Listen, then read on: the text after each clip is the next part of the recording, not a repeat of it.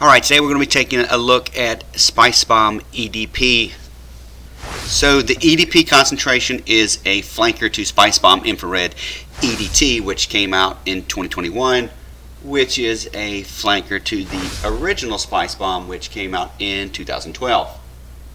So if you're familiar with the EDT version, this one is a little bit smoother, it's less sweet and bubblegummy, and it's a little bit more warm and spicy, and it also doesn't have that tobacco note that the original has.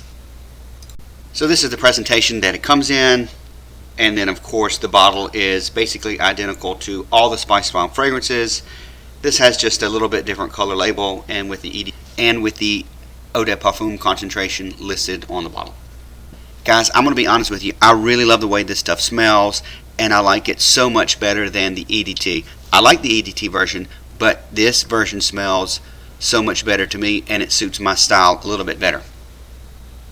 So when it comes to the note breakdown on this fragrance, what it lists is very true to how this scent comes off.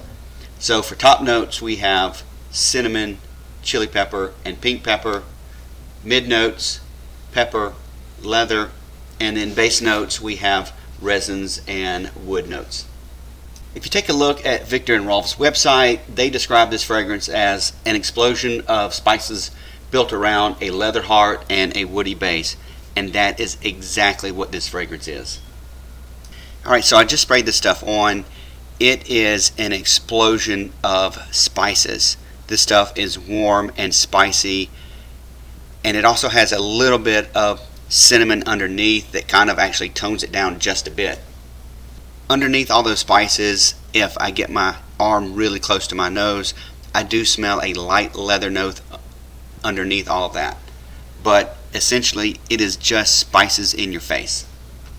So once this dries down a bit, the spices are toned down and the cinnamon all but goes away for me, and then a little bit of the leather comes out along with a little bit of that resinous wood accord. Now the leather note is not a strong or animalic leather, it's more of a very smooth and refined leather. So once this dries down, what I'm left with is just a little bit of spice, a little bit of that resinous woods, and the leather note. It's not a very complex and overly complicated fragrance. It is essentially spice, woods, and leather. That's about it. Having said that, this stuff is incredible smelling. I really love the way this stuff smells. I've been wearing this a whole lot during the fall and winter this year, and it is one of my most worn fragrances so far.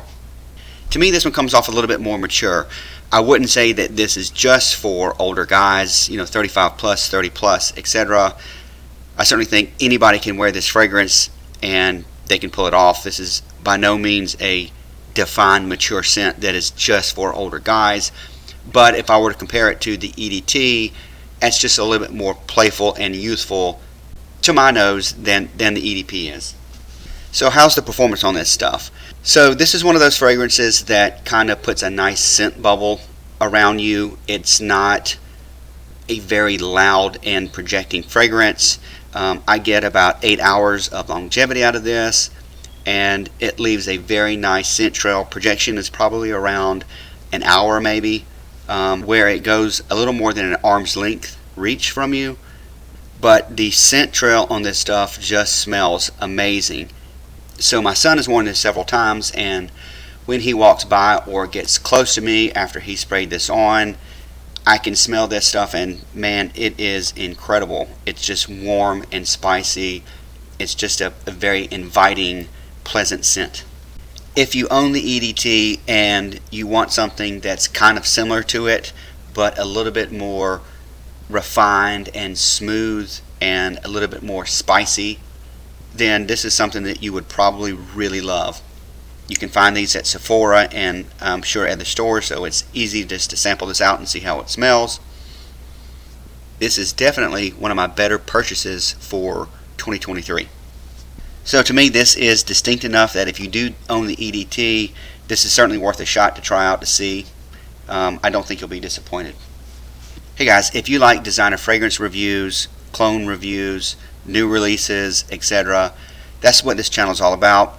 please do me a solid and hit that subscribe button. That way you can keep up with the latest fragrances and new releases.